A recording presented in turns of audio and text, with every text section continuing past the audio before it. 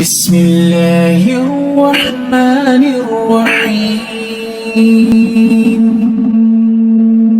تبارك الذي بيده الملك وهو على كل شيء قدير.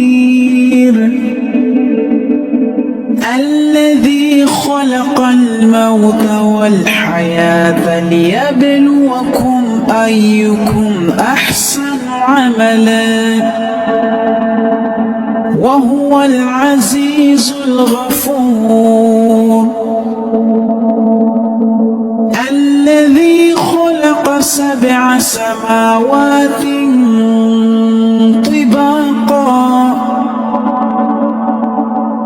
ما ترى في خلق الرحمن من تفاوت فارجع البصر هل ترى